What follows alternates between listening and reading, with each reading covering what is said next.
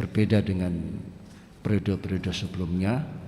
Bahkan mungkin di dalam jajaran kepengurusan ini nanti ada beberapa saudari ya, dari ibu-ibu yang memang sedang saat ini kita butuhkan untuk di saat dunia sudah demikian rupa, tenaga dan pikiran mereka kita butuhkan untuk terutama untuk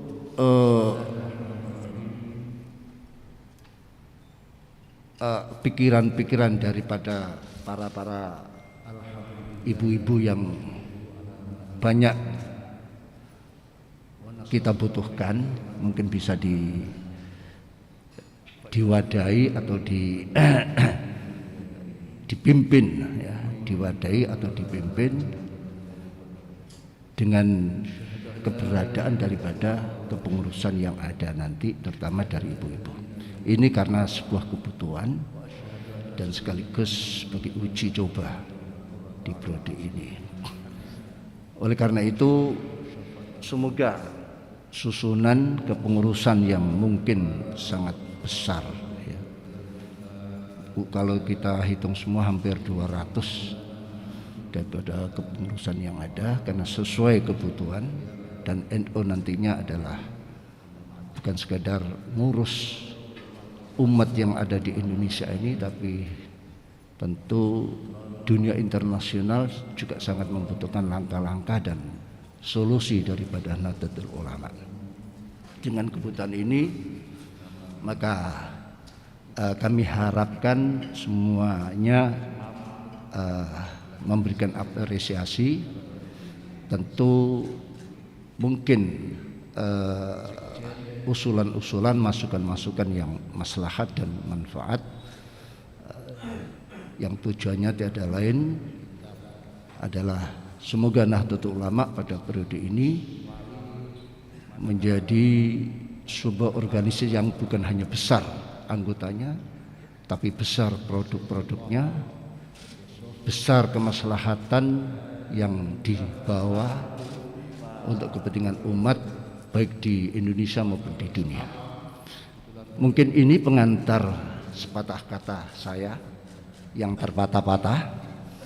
Mudah-mudahan ada guna manfaatnya dan nanti semuanya akan dipimpin dan dijelaskan siapa-siapa mereka yang duduk untuk berkhidmat. Sekali lagi, di Nahdlatul Ulama adalah organisasi keulamaan muhajir yang dari Situbondo. Jadi kalau kita Wakil Ketua Umum kata khidmat, insya Allah di sebelah kiri saya tulus ikhlas Kiai Zulfa Mustafa, sebuah tugas ini. Profesor Demikian Nizar lebihnya, mohon maaf juga salah satu pendekar utama. Assalamualaikum warahmatullahi wabarakatuh. Haji Waalaikumsalam warahmatullahi wabarakatuh. Yang terima kasih Romo keempat Yai Miftahul Akhyar Rais Am yang telah menyampaikan khutbah iftitah, dan langsung saja pengurus kami mohon terpilih kesediaan Bapak Ketua Umum PBNU periode 2022-2027 untuk menyampaikan atau mengumumkan susunan kepengurusan PBNU yang baru saja dihasilkan di Muktamar Lampung. Kepada yang terhormat Bapak untuk Kiai Haji Yahya Khalil Stakuf, kepada beliau waktu dan kesempatan pada acara pagi menjelang siang hari ini, mari kita semuanya membaca suratul Fatihah. Kita hadiahkan pada panutan kita Nabi besar Muhammad sallallahu alaihi wasallam, jami ashabi azwaji wa dzurriyyam jami' thumma jamil ulamil amilin wasyuhada wassalihin wal arifin, khususan ila Sayyid Muhammad bin Wasi', thumma ila Imam Syafi'i radhiyallahu, thumma ila al-Imam Hujjatul Islam Muhammad Al-Ghazali At-Tus, thumma ila al-Imam Ahmad Al-Badawi, Syekh Al-Imam Ad-Dasuki, Syekh Al-Imam Ar-Rifai, thumma ila al-Imam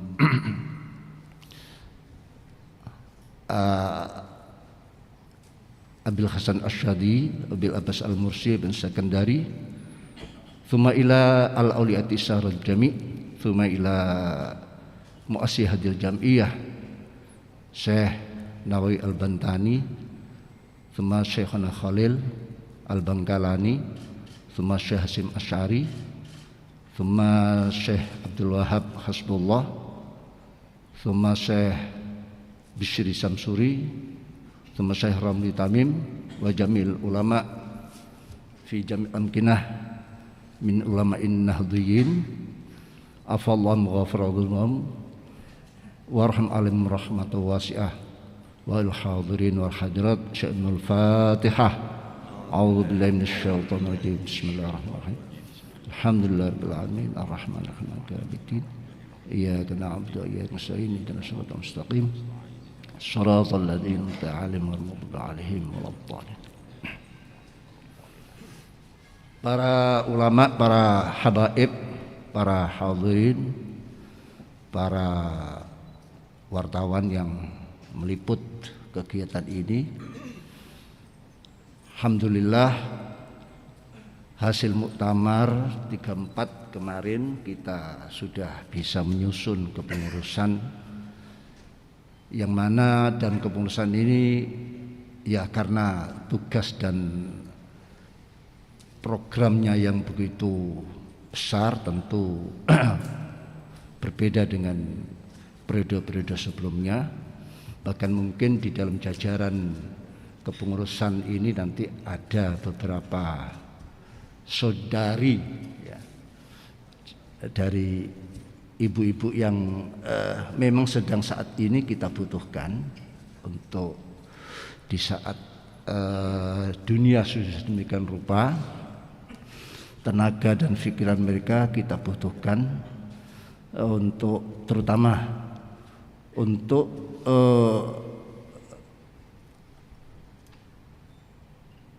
pikiran-pikiran daripada para ibu-ibu yang banyak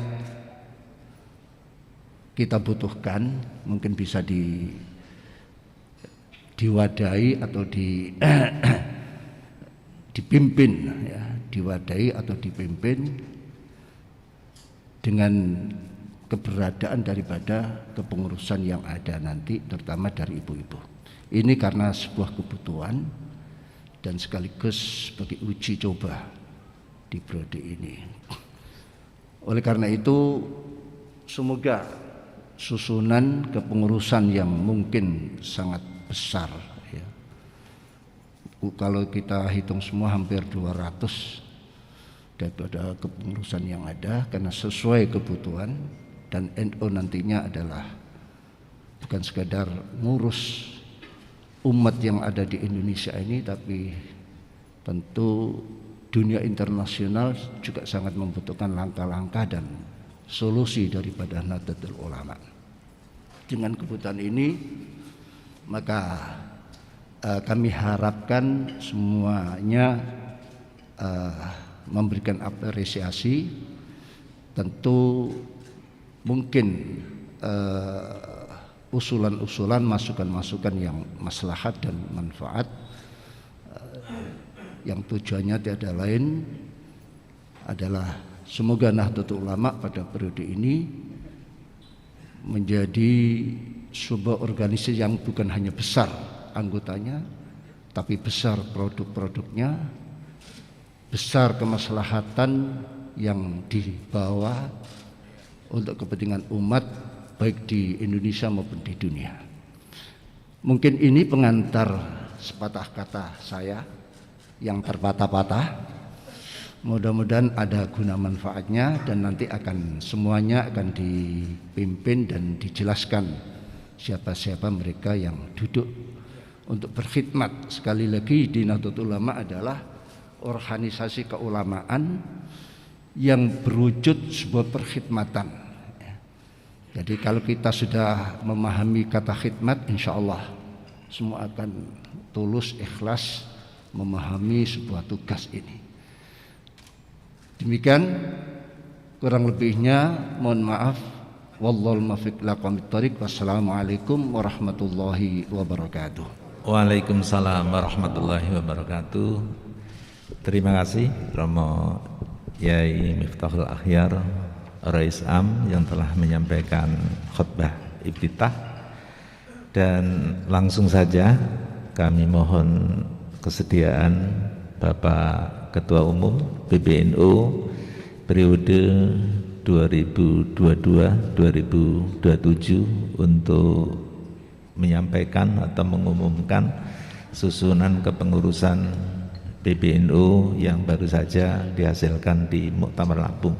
Kepada yang terhormat Bapak Kiai Haji Yahya Khalil Stakuf, kepada beliau waktu dan kesempatan dipersilahkan.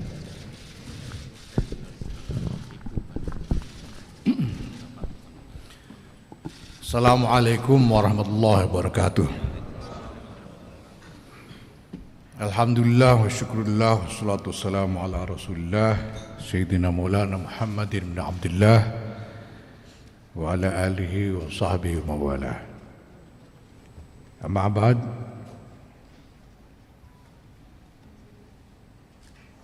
Hadaratul Afadil, Muqaddimah yang mulia, Rais Am, Pengurus Besar Nahdlatul Ulama Kiai Haji Miftahul Akhyar, Katib Am, Pengurus Besar Nahdlatul Ulama Kiai Haji Ahmad Said Asrori, dan Saudara Sekjen Dr. Haji Saifullah Yusuf, Bapak Ibu sekalian, para pengurus yang baru saja terbentuk, para jajaran pengurus besar Nahdlatul Ulama yang baru saja terbentuk, para teman-teman dari media massa yang saya hormati. Alhamdulillah,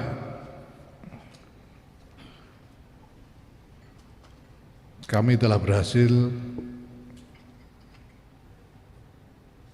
membuat atau memutuskan susunan lengkap pengurus besar Nahdlatul Ulama di dalam rapat bersama formatur yang diikuti oleh Rais Am dan wakil-wakil Rais Am yang ditunjuk, ketua umum terpilih dan wakil-wakil ketua umum yang ditunjuk, serta para mid formatur yang melakukan rapat pada tanggal 5 Januari yang lalu di Jakarta. Dan dari rapat itu dihasilkan susunan lengkap pengurus besar Nahdlatul Ulama yang nanti akan saya bacakan.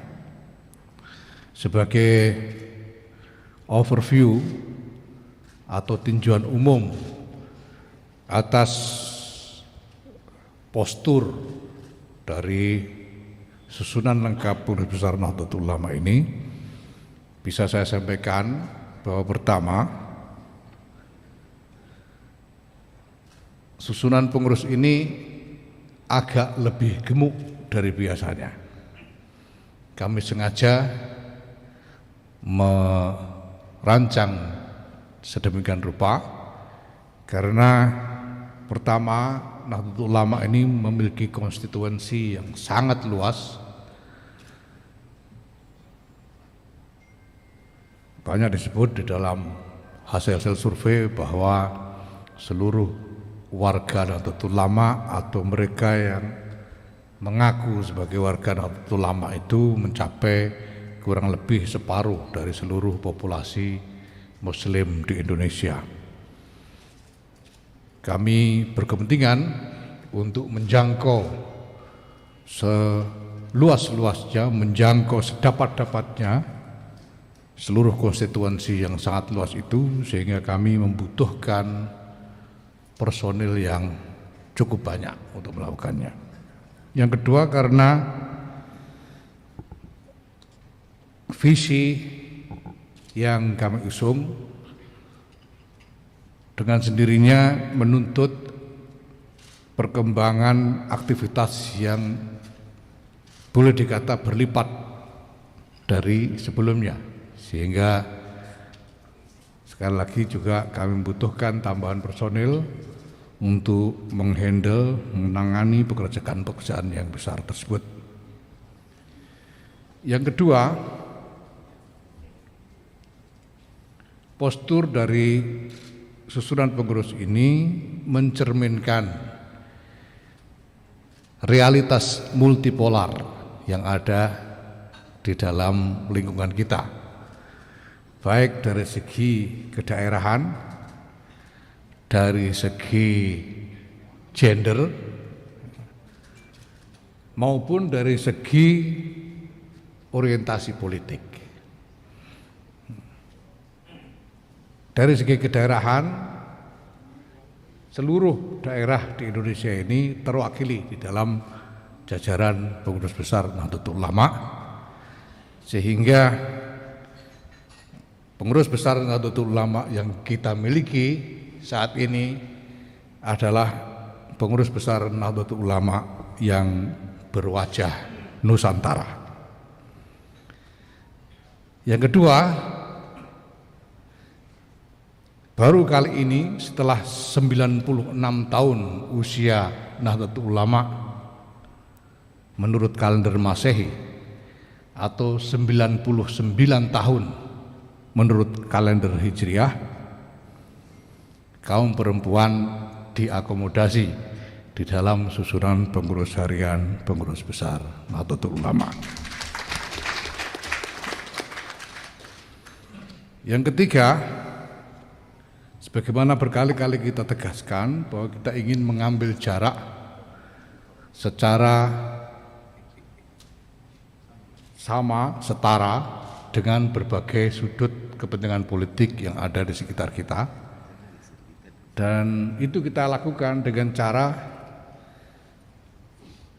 mengakomodasi elemen-elemen kepentingan dari berbagai macam sudut politik itu, supaya di dalam kepengurusan nanti satu sama lain bisa saling mengontrol untuk menjaga agar jarak Nahdlatul Ulama dengan berbagai pihak politik tetap sama satu dengan yang lain.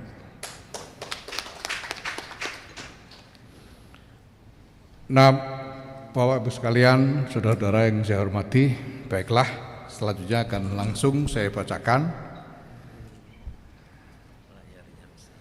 keputusan pengurus besar Nahdlatul Ulama nomor 01-A-2-01-2022 tentang pengesahan susunan pengurus besar Nahdlatul Ulama masa khidmah 2022-2027. Kenapa di sini disebutkan masa khidmah 2022-2027? Karena walaupun muktamar diselenggarakan pada tahun 2021,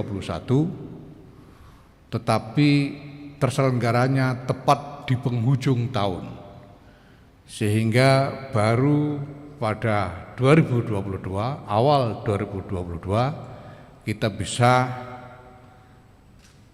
membuat surat keputusan penetapan kepengurusan yang secara normatif berlaku sejak tanggal ditetapkannya. Maka pertama, karena surat keputusan ditetapkan pada tahun 2022 dan secara normatif masa khidmah kepengurusan adalah 5 tahun, maka yang kita miliki adalah susunan pengurus besar Nahdlatul Ulama masa khidmah tahun 2022 sampai dengan 2027. Bismillahirrahmanirrahim.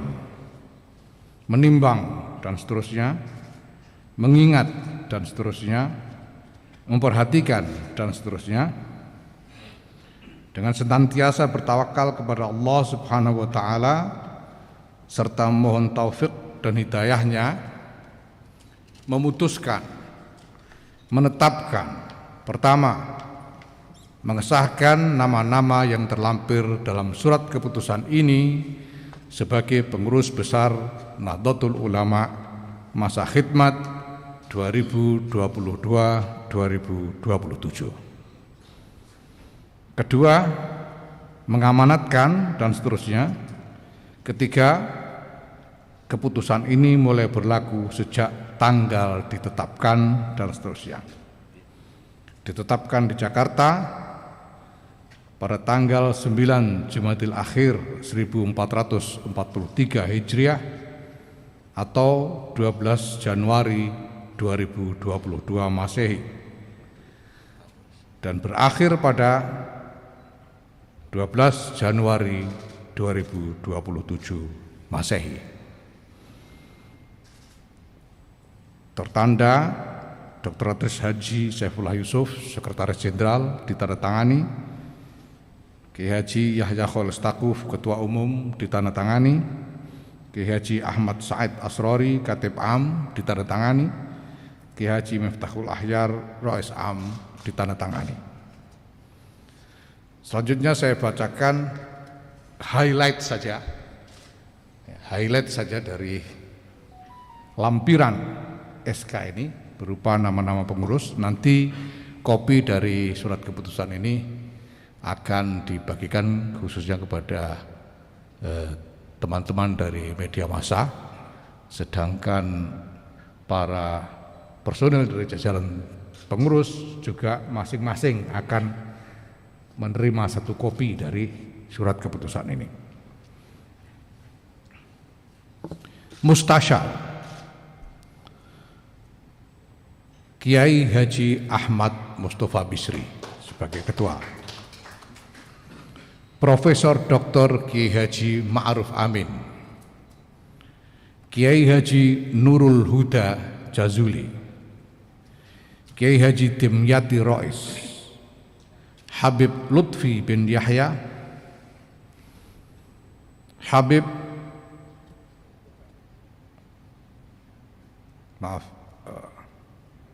Andre Guruta Haji Dr. Baharudin HS MA,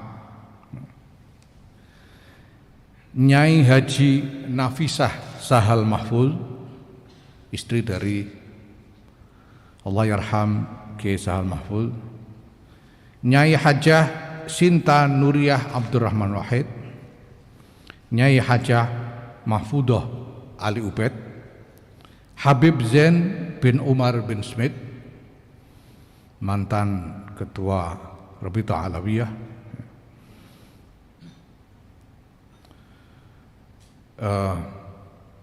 Kiai Haji Profesor Dr. Kiai Haji Said Akil Siraj MA, Andre Guruta Haji Habib Abdurrahim As-Segaf, dan seterusnya nanti bisa dilihat dalam kopi SK ini. Suriah Rais Am Kiai Haji Miftahul Akhyar, Wakil Rais Am Kiai Haji Afifuddin Muhajir, Wakil Rais Am Kiai Haji Anwar Iskandar, Rais Kiai Haji Muhammad Mustafa Akil Siraj, adik dari Kiai Said Akil Siraj, Kiai Haji Ali Akbar Marbun, Kiai Haji Abun Bunyamin Ruhyat, adik dari Allahyarham Kiai Ilyas Ruhyat, Profesor Dr. Insinyur Muhammad Nuh, Kiai Haji Profesor Dr. Kiai Haji Nazaruddin Umar, Imam Besar Masjid Istiqlal, Dr. Kiai Haji Abdul Ghafur Maimun MA, Kiai Haji Bahauddin Nur Salim, dan seterusnya. Katib Am Kiai Haji Ahmad Said Asrori, Katib Kiai Haji Dr. Kiai Haji Muhammad Afifuddin Dimyati LC MA, Dr. Kiai Haji Hilmi Muhammad MA, Habib Lutfi bin Ahmad Al-Attas, Dr. Kiai Haji Abdul Ghaffar Rozin, Dr. HM Asrun Ni'am Soleh MA, dan seterusnya. Akwan Habib Syekh bin Abdul Qadir As-Segaf, Habib Ahmad Al-Habsyi, Dr. Kiai Haji Zaidi Abdad, Dr. Haji Endin Aji Sufihara, Nyai Hajjah Nafisah Ali Maksum, Nyai Hajjah Badriyah Fayumi, Dr. Ali Maskur Musa MSI MHum,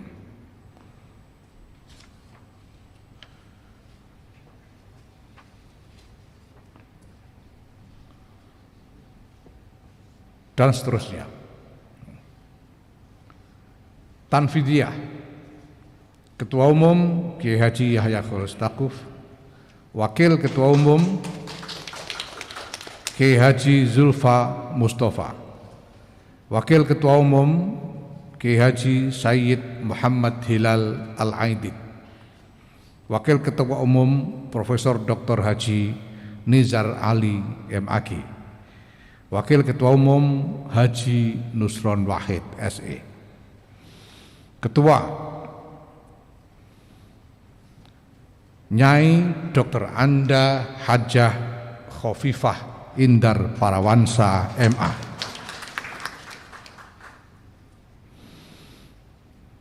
Nyai Hajjah Alisa Qaturnada Abdurrahman Wahid, Sarjana Psikologi,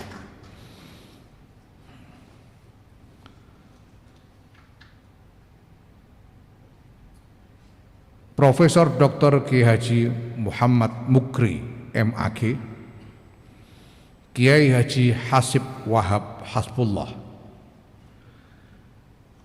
Haji Aizuddin Abdurrahman SH, Kiai Haji Abdul Hakim Mahfuz, Haji Isfah Abidul Aziz SHI MH, Haji Umar Shah SIP, dan seterusnya. Sekretaris Jenderal Dr. Andes Haji Saifullah Yusuf, Wakil Sekretaris Jenderal Kiai Haji Abdus Salam Sohib, Wakil Sekretaris Jenderal Haji Sulaiman Tanjung MPD, Wakil Sekretaris Jenderal Ai Maryati Solihah MSI, Wakil Sekretaris Jenderal Dr. Najib Azka, Wakil Sekretaris Jenderal Faisal Saimima SE, Wakil Sekretaris Jenderal Habib Abdul Qadir bin Aqil SH MA LLM, dan seterusnya. Bendahara Umum Haji Mardani H. Maming, Bendahara Haji Dipo Nusantara Buah Upa SHMH MKN, Bendahara Haji Suwarno SE, Bendahara Haji Gudvan Arif Abdul Ghafur, Bendahara Nasiruddin Ali, Bendahara Dr. Faisal Ali Hasim SE MSI, dan seterusnya. Tertanda Dr. Andes Haji Saifullah Yusuf, Sekretaris Jenderal, ditandatangani. Kiai Haji Yahya Khalil Stakuf, Ketua Umum, ditandatangani. Kiai Haji Ahmad Said Asrori, Katib Am, ditandatangani. Kiai Haji Miftahul Akhyar, Rais Am, ditandatangani. Bapak Ibu saudara sekalian yang saya hormati, demikian telah kami umumkan susunan lengkap pengurus besar Nahdlatul Ulama masa khidmat tahun 2022-2027. Selanjutnya nanti teman-teman dari media massa bisa memperoleh kopi dari SK ini sebagai bahan acuan untuk pemberitaan dari sekretariat. Ini yang bisa kami sampaikan. Selanjutnya Pak Prof. Mukri silakan memimpin, mungkin kita bisa menjawab beberapa pertanyaan dari teman-teman media mungkin sampai jam 12 untuk kemudian kita lanjutkan dengan ta'aruf. Terima kasih. Wallahul muwaffiq ila aqwamit thoriq. Wassalamualaikum warahmatullahi wabarakatuh. Waalaikumsalam warahmatullahi wabarakatuh. Terima kasih disampaikan kepada Ketua Umum PBNU Bapak Kiai Haji Yahya Khalil Stakuf yang telah mengumumkan susunan pengurus PBNU hasil Muktamar 34 di Provinsi Lampung. Dan kemudian kepada teman-teman media, wartawan, kalau ada hal-hal yang ingin dikomunikasikan, langsung saja dipersilakan. Silakan. Dari mana? Salam. Oke.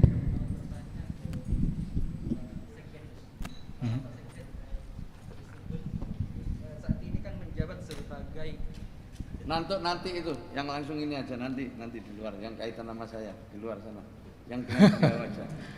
Ya, terus saja dakwah, terus saja. Nanti saya yang jawab. Terus. Enggak barokah nanti kusipul itu. Terus jawab, Ya. terus jawab. Terus. Terima kasih Pak Ketum. Begini Pak Sekjen, saat ini kan masih menjabat sebagai Wali Kota Pasuruan dan kemarin dan saat ini sudah menjabat juga Sekjen. Apakah nanti ada pilihan tetap di Sekjen atau tetap di Wali Kota? Begitu ya. Terima kasih sudah diberi kesempatan. Mungkin saya sebelum ke Sekjen, terima kasih. Sebelum ke Pak Sekjen, saya bisa sampaikan sebagai acuan norma umum bahwa syarat-syarat yang hal-hal yang terkait dengan syarat-syarat kepengurusan akan diproses segera sesudah ini. Termasuk apabila ada Sekjen yang masih wali kota, ini bagaimana? Ini nanti akan kita segera proses sesudah ini. Mungkin kalau Pak Sekjen mau menambahkan, silakan itu saja. Ya. Cukup ya. Mungkin bisa Gus Ipul nanti menambahkan. Ya. Silakan yang lain. Yang lain silakan. Silakan.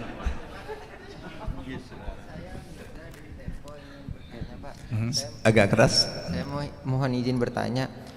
Tadi setelah Bapak mengumumkan kan ada beberapa anggota pengurus yang merupakan politisi backgroundnya. Nah sementara Bapak sebelumnya bilang PBNU ini nggak ikut politik praktis. Nah apakah bisa dengan beberapa pengurus yang politisi bisa agar tidak ikut politisi praktis itu? Ya, ini sebetulnya sudah saya sampaikan berkali-kali sebelumnya bahwa strategi yang kami pilih adalah dengan memasukkan unsur-unsur dari berbagai kepentingan politik yang berbeda supaya satu sama lain bisa saling menjaga.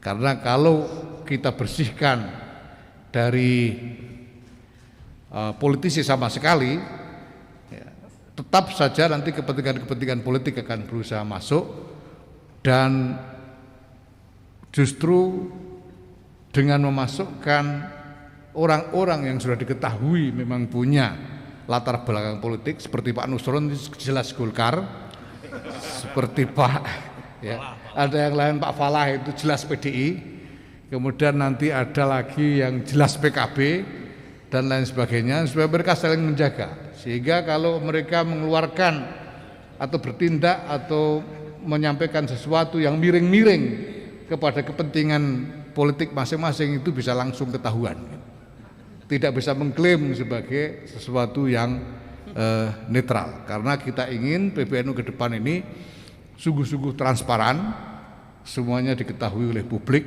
termasuk kita mencanangkan bahwa laporan keuangan PBNU harus terbuka dan bisa diakses oleh publik.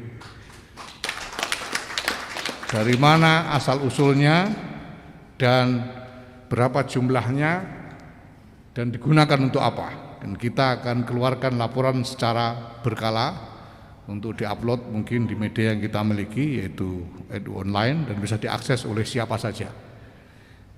Karena Nahdlatul Ulama ini adalah milik semua orang berhak tahu apa yang terjadi dengan Nahdlatul Ulama dan berhak tahu Nahdlatul Ulama ini mau kemana. Nah, ini adalah cara kita supaya lebih mudah kita mengelola, karena apapun juga kita berada di dalam lingkungan multipolar seperti yang saya katakan tadi, sehingga kita harus cari cara yang paling efektif untuk mengelola berbagai macam kecenderungan dan kepentingan yang berbeda-beda ini. Terima kasih. Silakan langsung saja.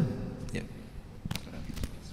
Assalamualaikum, nama saya Wildan Noviansa dari Detikom. Sebelumnya saya ingin bertanya soal isu lain, semoga bisa dijawab di sini, Pak. Soal penetapan TSK dan penahanan Ferdinand Hutahian, tentang cuitannya yang ramai diperbincangkan, Pak, tentang Allahumma lemah. Itu kan banyak pihak yang mendukung Polri terkait penetapan TSK dan penahanan. Kalau dari pihak NU sendiri seperti apa, Pak? Nanti kita rapat dulu untuk membuat tanggapan itu ya. Sekarang kita belum rapat, jadi belum bisa. Cukup ya. Jalan ya belakang. Ya, silakan belakang. Itu. Atau ini dulu yang cewek dulu deh. Cewek dulu sebelahan. Ya, silakan. Saya Desi dari Warta Kota. Ini kan di beberapa kepengurusan ada wanita dan ini pertama kali di PBNU. Iya. Nah, kenapa wanita-wanita itu dipilih dalam kepengurusan? Terus juga nanti gimana skemanya ditugaskan wanita-wanita itu dalam mengayomi warga NU. Kemudian juga ini kan intoleransi masih tinggi. Nanti kedepannya Pak Yakut itu strategi apa untuk bisa meredam intoleransi, terutama dalam Pak Yakut ya. Pak Yahya untuk meredam politik intoleransi seperti itu. Terima kasih. Ya, pertama kalau soal perempuan ini hanya soal waktu sebetulnya, hanya soal waktu. Karena sejak pertama memang tidak pernah ada pembatasan bahwa PBNU tidak boleh ada perempuan. Itu tidak pernah ada pembatasan dari awal. Nah, bahwa sekarang kita masukkan ini karena kita melihat kebutuhan sudah cukup mendesak bahwa harus ada perempuan-perempuan yang ikut serta mengelola PBNU ini, karena ada masalah-masalah besar terkait dengan perempuan ini. Karena itu kita ajak tokoh-tokoh perempuan yang paling tangguh, yang memang paling kuat di dalam kiprahnya selama ini, seperti Ibu Khofifah Indra Parawansa yang nanti pasti bisa kita andalkan untuk mengelola berbagai agenda PBNU menyangkut pemberdayaan perempuan. Ibu Alisa Koturnada yang selama ini juga malang melintang di berbagai forum internasional, pasti kita bisa andalkan untuk mengelola pekerjaan-pekerjaan PBNU terkait dengan international engagement, dengan kerjasama internasional, dan juga terkait dengan masalah-masalah kemanusiaan yang di dalamnya masalah perempuan sangat menonjol.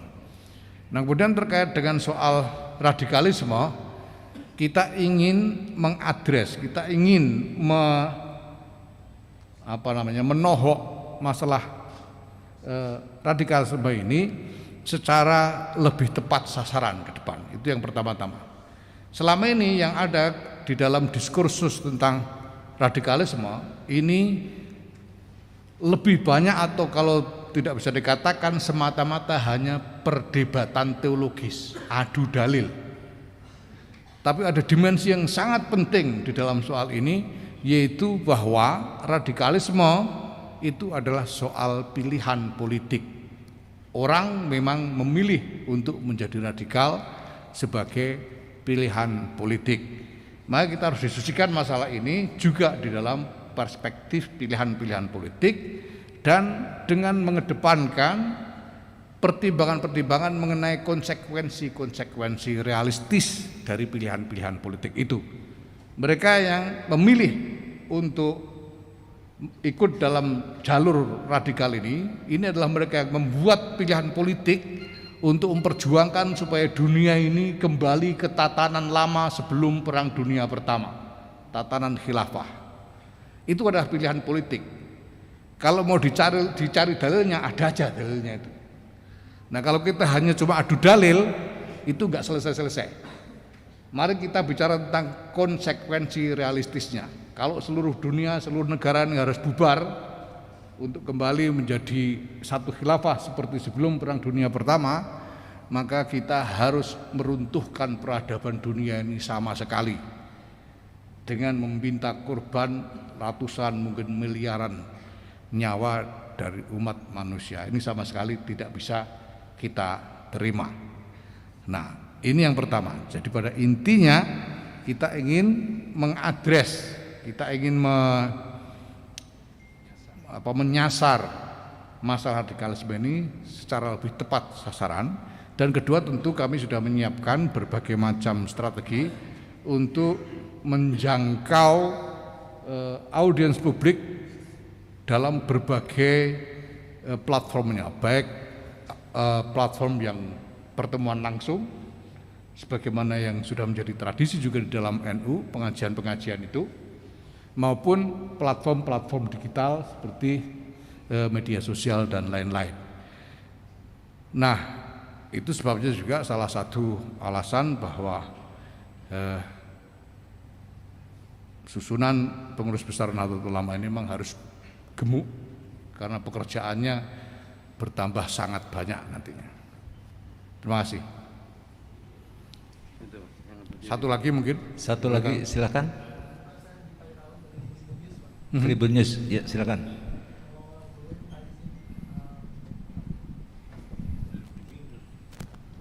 Ya Pak, izin saya Gita Irawan dari Tribun News. Kalau boleh meminta izin kepada perwakilan pengurus perempuan untuk menyampaikan pandangannya Pak di sini terkait dengan kepengurusan. Oke. Oh, sekarang itu ya. aja. Ya, itu aja Pak. Kita undang Ibu Nyai Hajah Alisa Qoturnada Abdurrahman Wahid. Silakan.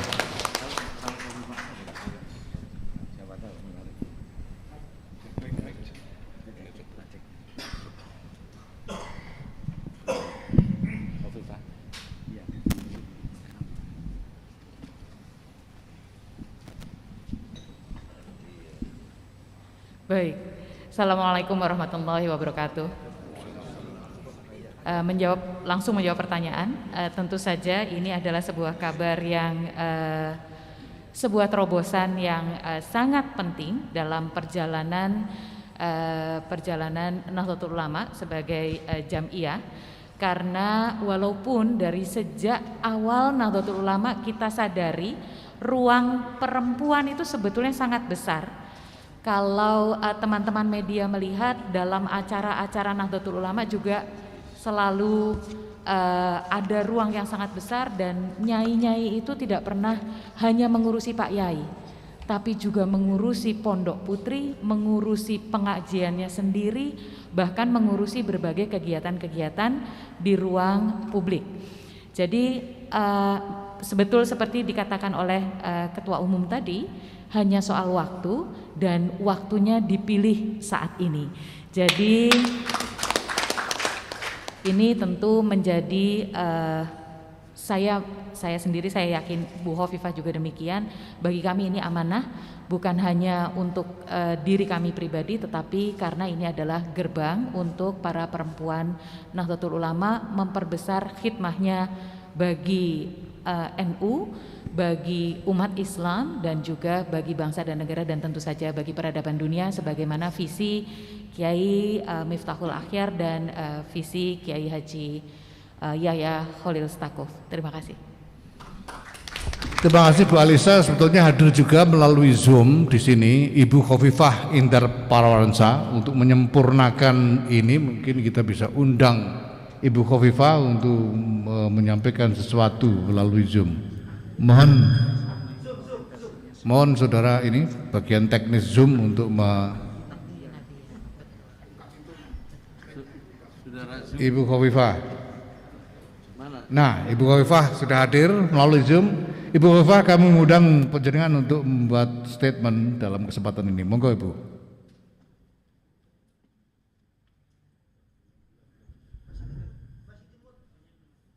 Masih di mute, Bu. Maupun yang hadir secara virtual. Saya ingin melanjutkan apa yang disampaikan oleh Mbak Lisa Wahid. Di NU ini saya rasa segmen yang sangat istiqomah mengikuti berbagai kegiatan-kegiatan keagamaan, istighosah dan seterusnya. Ini saya perempuan. Ada kebutuhan meningkatkan indeks pembangunan manusia. Nah, kualitas SDM perempuan di NU pasti kita melihat satu pada posisi pendidikannya, dua kesehatannya, dan tiga adalah income-nya. Jadi kalau misalnya Yun Pangapunten seluruh jajaran PBNU, jikalau ada 10 ibu di Jawa Timur naik mobil, mungkin diantaranya 7 adalah warga muslimat. Dari 7 warga yang berorganisasi langsung atau yang tidak, sangat mungkin 5 diantaranya itu masuk kategori kurang mampu. Dalam kondisi seperti ini, maka proses pemampuan melalui peningkatan kualitas IPM, Indeks Pembangunan Manusia, kalau kaitan ekonomi, maka berbagai program yang bisa memberikan penguatan ekonomi perempuan, terutama di pedesaan itu menjadi penting. 1, ekonomi. 2 adalah pendidikan. Pendidikan mungkin tidak hanya formal, tapi pendidikan vokasi, pendidikan informal itu menjadi sangat penting. Ini harus diseiringkan dengan penguatan ekonomi perempuan. Dan yang ketiga adalah salah satu problem di Indonesia saat ini adalah menurunkan stunting. Stunting ini ya dekatnya sama ibu-ibu dari remaja putri, menikah, hamil, sampai dengan melahirkan. Artinya ini kesehatan reproduksi perempuan. Artinya bahwa untuk 100 tahun Nahdlatul Ulama di 2026, maka peningkatan kualitas SDM di NU terutama perempuan ini menjadi bagian yang serius bagi kita semua untuk bisa berseiring dengan upaya memajukan bangsa, dan apalagi menuju 100 tahun 1 abad Nahdlatul Ulama. Saya rasa begitu, Kiai Yahya.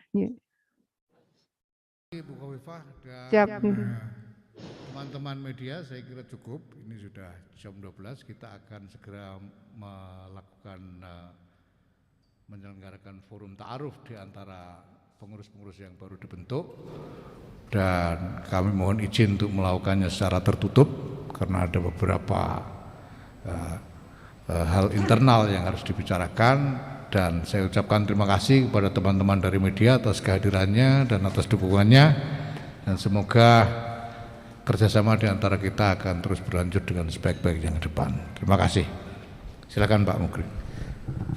Terima kasih kepada Ketum PBNU dan kemudian untuk teman-teman media untuk mendapatkan fotokopi SK tadi ada disiapkan di luar ya. Dipersilahkan nanti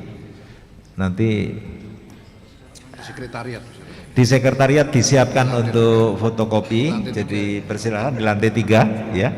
Sekali lagi. Lantai 3.